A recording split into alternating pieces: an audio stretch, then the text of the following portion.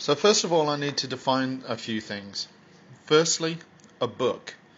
A book is a number of pieces of paper, usually with words printed on them, which are fastened together and fixed inside the cover of stronger paper or cardboard. A 3-page letter does not meet this requirement of a book. So let it be hold from today, February the 12th, 2020, I wrote a book about my wife. I need to define a few other things. Who reads books anymore? Well, my wife reads books. She always has read books. She will always read books. It's always a source of a great present. She will be the ultimate bookworm. However, nowadays we do an e-book. So in the true realm of bringing it back into the world of 2020, I'm actually writing this as an e-book. Not only am I writing this as an e-book, I'm actually putting this onto a YouTube video, which is called a vlog or a v-book. Fast forward it a little bit more. Banksy is a famous guy for having things like such as artwork that disappear as soon as he's done it.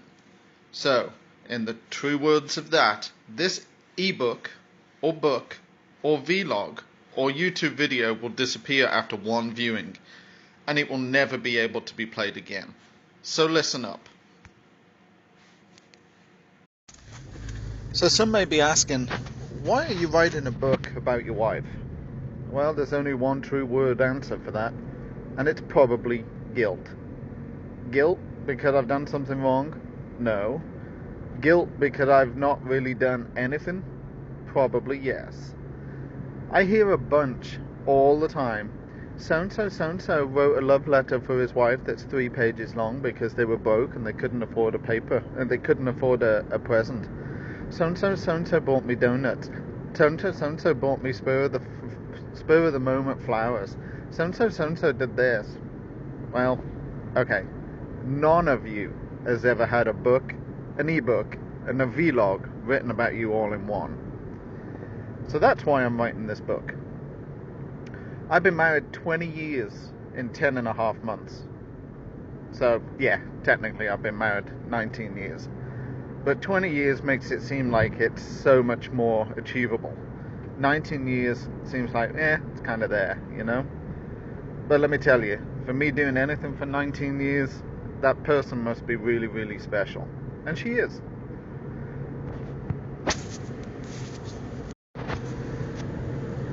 Chapter 14, or maybe Chapter 2, I don't know. Anyway, Lynn has been special since the moment I saw her. And I mean the moment I saw her. I didn't know her before. I didn't know of her before. I didn't know any of her friends before. I didn't even know that part of the city before. Chapter 5. Life before Lynn. Let's put it this way. So I went to college. I went to university because it sounds much, much more posher. I moved from a little small town up to a new city just because. I used to love putting a tank of gas in my motorcycle, and it had a reserve. I could get to point A knowing that I had enough gas to get back to point B. So I'd start from home with a tank of gas when I was 15 or 16, ride somewhere on my motorcycle, run out of gas, explore the area, turn the gas back on, and hopefully make it home. Sometimes I did, sometimes I didn't. For the vast majority, though, my reserve tank used to be much bigger than my regular tank, so it was okay. I went to all different places around England, and it was roughly around about a 250-mile radius, and I used to love doing that. To this day, if somebody paid me to do that, I would do it in a heartbeat.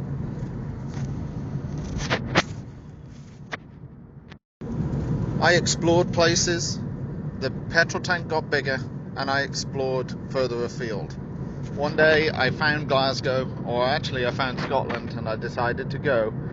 I knew what I wanted to do in life, which was nursing, and I decided, you know what, I may as well do it in Glasgow. Little did I know that I would have met Lynn in Glasgow, and then everything would have come back from that one decision. Chapter 7. Fast forward several years. A lot of heartache, a lot of financial problems, a lot of fuck-ups along the way. A lot of visits to Glasgow, a lot of visits to classrooms, jobs, you name it. I was doing pretty good for myself, making ends meet, which actually was the biggest challenge in Glasgow. Most people talk about having a budget. Imagine breaking that budget down to an hour by hour kind of moment. Do I have $1.50 to put gas in the car to get to work? Or do I have to take the bus? It'll take me 3 hours, but it would be 75 cents cheaper. Do I have this to put electricity in the electricity meter, or do I have to go cold tonight? It was a rare occasion when I actually got a propane bottle to heat the place versus actually just living in a sleeping bag with ice on the window. And you think I'm exaggerating. Lynn, I think you'll tell us we're not exaggerating. We had those days where things were so just out of reach. You hoped you didn't get a flat tire. You hoped you could afford a pizza. You hoped you could afford a pint. Which, here is the first thing. Most men will not remember the days, the times, or even the month that you met somebody. And I may not be able to tell you the exact day or the exact month when we first met. But I can tell you the name of the bar that we went to below my flat in Scotland. And I could probably look up the name of the bar that we went to for our second date. And I could probably tell you the name of the drink that you and I both had that night. But remembering a day or a date or a time probably is not going to happen. That's not a disrespect thing. I just remember things slightly different. Chapter 8 or Chapter 9 or Chapter 10. Doesn't matter at this point, as long as you remember I'm writing a book for my wife. So when did we meet? We met in a nightclub. This nightclub was called Our Chaos. Our Chaos was famous in the city of Glasgow for having a skeleton hanging from the wall. A skeleton? I don't know why. I guess it was the last person who went in there who didn't get on with the bartender or something. Anyway, it was a big, huge nightclub, multi-leveled. The top floor was for people who, had a little bit of money. The night that we met, I'd actually arranged to meet a bunch of people in that nightclub as a works night out. So we'd arranged to have a small section of the top floor so that we can look down on the dance floor. And we could actually go down and get our drinks without actually waiting in line for like 1 million people.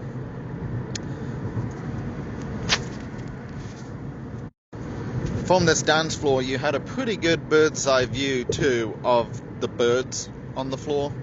So it was a multi-purpose reason for paying the extra for entry fee. And from that bird's eye view, you can clearly see pretty much everything that goes on. People dancing, people enjoying themselves, people standing by the wall not enjoying themselves. Or people standing by the wall appearing to enjoy themselves, but really they're not enjoying themselves. They look a little different. They look a little odd. They're not dressed like everybody else. They're not dancing like everybody else. Let alone, they don't speak like anybody else. I actually found out about the speaking thing when I plucked up the courage and drank enough Jack Daniels to actually go downstairs and say, "Hey, you're not from around here." Or, "Hey, would you like to dance?" Or whatever I said that night. What I said that night doesn't actually matter, because I plucked the courage to go and speak to her knowing that she was going to be different. Chapter 13, 14, 15, 16, 17, 18, whatever. Remember, this is a book. So, knowing that she was different was probably the hardest thing to do. You don't know, you get rejections all the time. "Hey, good looking, do you want to go dancing?" "No." "Okay, fine, whatever." Very occasionally you get a "sure," and then you're like, okay, what the hell's up with that? Probably turns out that girl is either on drugs, has taken drugs, will be taking drugs, or wants to take drugs. One or the other. This was Scotland. This was Glasgow. This is what people did. Just for the record, I'm not gay. I am not gay. I never will be gay. I have nothing against being gay, but I'm not gay. So, I wore a pink shirt and white trousers. That was pretty much all I owned back then.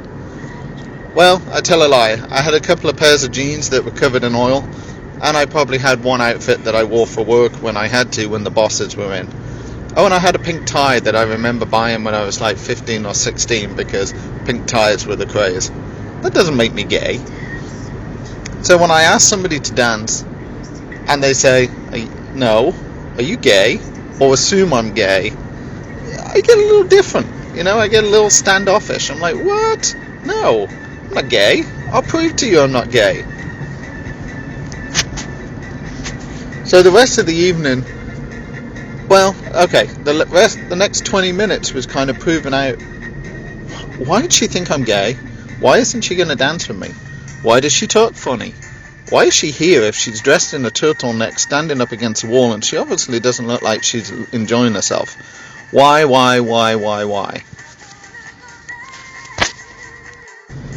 Fast forward the clock about 20 minutes.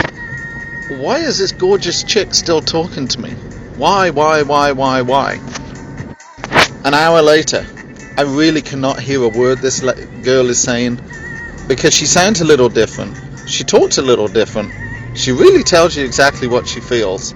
And why is she still talking to me? Fast forward the clock another 20 minutes. Okay, there's something really different going on here. We're still standing by the wall. We can't hear a damn thing each other is saying, but we're assuming that we like what the other person is saying. Or I'm assuming that she likes what I'm saying. Why? Fast forward to another 20 minutes. Or maybe it was an hour. I really don't remember. I think it was around about midnight that we first met. The club closed at 3, and I remember actually leaving, last talking to Lynn outside in the early hours around about 3:30. My bus was at 4. There's no way I can get from our chaos to the bus to make it home. I don't have to work the next morning. I'll just walk it home. So I walked home. The whole way I'm walking home is, what the hell just happened? She's cute. Why did she stand talking to me for the next 2.5 hours? There were so many questions I had. Why did you give me your number? You never give people your number. Are you an idiot? Are you from around here? You want people to take advantage of that number? Do you know what people can do with that number if you give it out? How about I give you my number? Chapter 127. So, this is in 2020, and we're talking about the Wahoo virus, or the Yahoo virus, or the, oh my god, I'm going to die because of the plague that's sweeping across the countries. I think pretty much back then, the Wahoo virus didn't exist. But if it did, I'm pretty certain that my wife Lynn would have had that virus shortly after being in our chaos. Why do I know that? Well, she actually called me. Why? Why would you call somebody? You just called me. You don't know me. Why are you calling me? But hey, I'm not going to argue. So after hours of being on the phone, and honestly it was hours, but it didn't seem like hours, we arranged, actually we didn't arrange, she was sick. And I said, hey, do you have anything for that sore throat or your cold or anything like that? She goes, no. I don't think she actually knew what the American version of a cough suite or a Halls was, or G's Linctus or something like that to be able to do a cough. Maybe she did, maybe she didn't. I don't know. So I took it upon myself to actually go over there. Now, remember back in the beginning, I said I didn't even know that part of the city existed. Well, I didn't, because it's so far away from where I lived that we never ventured there. You never had any reason to go there. But I had a reason to go there. And remember that whole gas tank thing about putting money in the gas tank, getting there, getting back? I put maybe $2.30 of gas in. At that time, it was probably a gallon's worth. I knew I had a little bit in there. The gauge barely registered, but I knew I had to go. Now, going for the movie award for The Knight in Shining Armour, I picked up some cough stuff on the way. when I finally find a house which was in the middle of nowhere, and by the way, it was in a part of the city that I'd never met before, and I probably would never want to go back, but it really wasn't as bad as where I live, so hey, at least I had a chance of surviving the whole thing. I dropped off the cough sweets. She invited me in. Why? You don't do that. Why? I went in. We had coffee. We talked. It was just like being back at our chaos, but without the music. And I'm still, why are you talking to me? You're cute. You're gorgeous. You're from America.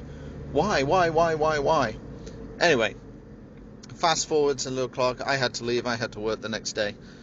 I don't believe Lynn had to work the next day, but she was either took it off or she ended up not working the next day. Anyway, so we agreed to meet the next day, or possibly a day after. I think it was 2 days after, come to think of it. And we decided to go on a road trip. Chapter 227. This is turning into a pretty long book, but remember, I wrote a book about my wife because she's that awesome. So what was a road trip like? It was truly awesome. I was a Shania Twain person and a Madonna person. Lynn introduced me to goth books. There's still some songs that I think about that road trip when I hear it today. She told me all about America. She told me all about herself. She told me that she was actually leaving. What do you mean you're actually leaving? I just met you. Well, she told me that she was leaving in a couple of months because of the visa and she was going back to school or going back to America. Well, let's forget about that for the time being because truly, I didn't even think about the word leaving. I was still thinking, why are you in a car with me? Why am I driving your rental car? Why are we doing this? Why? Anyway, we made several trips that day. We went from the Glasgow, which is the centre of Scotland, all the way up to the northern tip of Scotland. We talked the entire way. We stopped here, there, and everywhere. We broke into a castle. We ate. We were tired. We practically slept together in the car when we were driving. We made it to John O'Groats. We made it to John O'Groats to see the John O'Groats, which is supposedly the end of the northern tip of Scotland. It actually isn't. So we went to the northern tip of the Scotland too.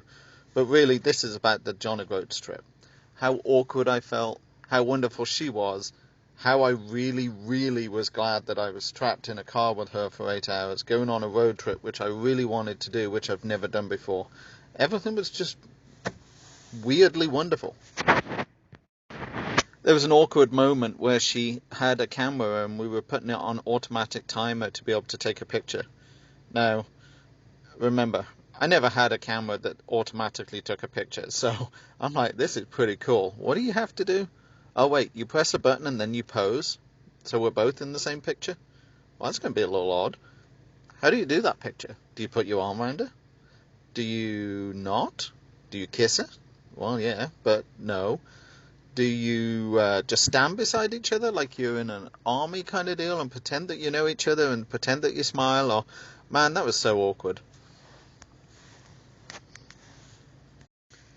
Or at least it was awkward for me. It wasn't awkward for Lynn. She put her arm around me, I put her arm around me, the flash took, we took a picture. That was awesome. Chapter, 200. Anyway, we made it back to my flat in Scotland, which was absolute tip. I've never been ashamed and proud of something in my entire life. My flat was really bad, but my flat when I bought it was a lot worse. I decorated. It was never heated. I changed a few things around, turned it into a bachelor pad. I slept and lived in the living room because it was the warmest place with the plastic on the windows. I really wasn't proud to bring somebody back to it, but we went back to my flat in Scotland. After we went to her flat in the other side of the city, it was in that flat in the other side of the city that we decided, you know what, we did the northern tip of Scotland. I wonder what the southern tip of England is like. There used to be a TV show where they did that. They did a north, they did a south, they did an east and a west of a country, and they told you everything about it. Pretty much what we wanted to do was do the northern tip, the southern tip, and see what else we saw on the way. So that's what we did. We planned a couple of days later, when we both had the days off, to go from Glasgow back to the southern tip of Scotland, to the southern tip, which is called Land's End. The early pictures, by the way, this is chapter 312 of the book that I'm writing for My Amazing Wife. Anyway, the early pictures of the John O'Groats, Land's End. There's a couple of Iron Bridge pictures where we stopped by my parents' house on the way back home, introduced Lynn to my parents and Lynn to my brother-in-law, Terry, who instantly took a shine to her. That, to me, is a good thing. If Terry didn't really approve, I don't know what I was going to do. My mom and dad approve of everybody. They're good-hearted people. Lynn got the seal of approval from every single person.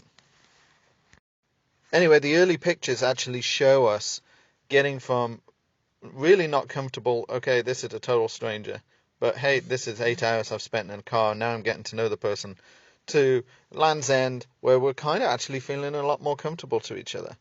And it actually shows. If you look in my face, I'm like, hey, this is pretty cool, I'm enjoying this. Why does this have to end? Why couldn't it have started like several years ago?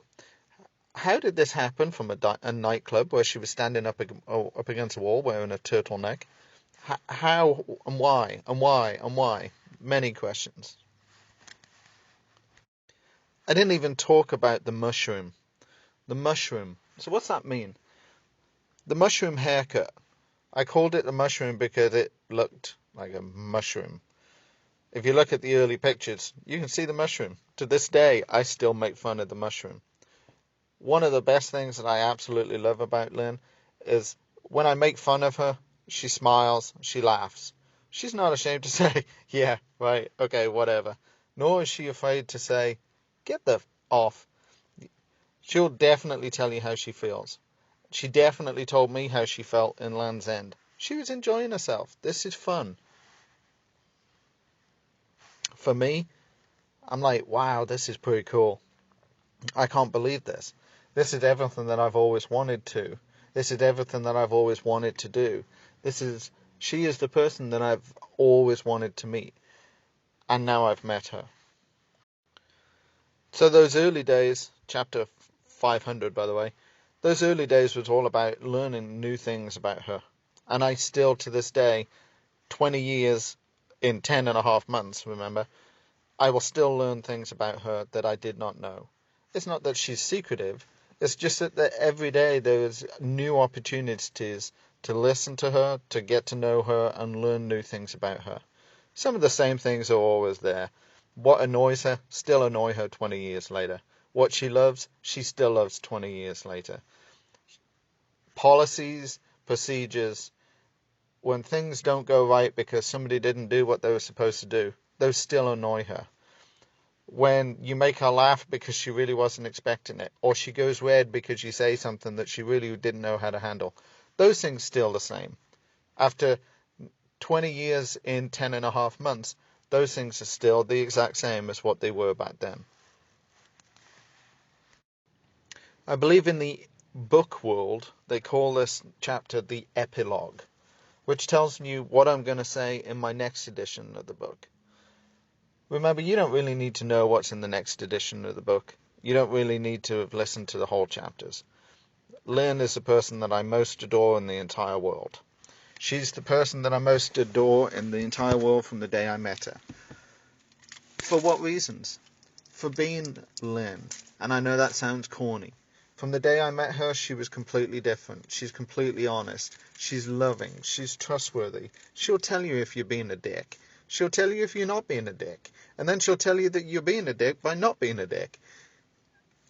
She's gorgeous. She doesn't have the mushroom haircut anymore. The little sideward smiles that she gives, when she goes red in her face, the little look on her face, all those things have never changed from the day I met her. And I hope they never change. Now, an epilogue is about this next story. The next story is going to be fast forwards in the clock. Look at the pictures. Kieran came along. All those things that have changed Lynn and I, sometimes for the better, sometimes for the worse. We're not going to talk about how she left me at the airport that day. We're not going to talk about those sad things. Okay, this isn't a book about, oh my God, he died right after he did that. Or at least I hope I don't die right after I did this. This is more of a book to let her know how much I appreciate her on February the 14th for Valentine's Day. And for February the 20th for her birthday. Or 21st.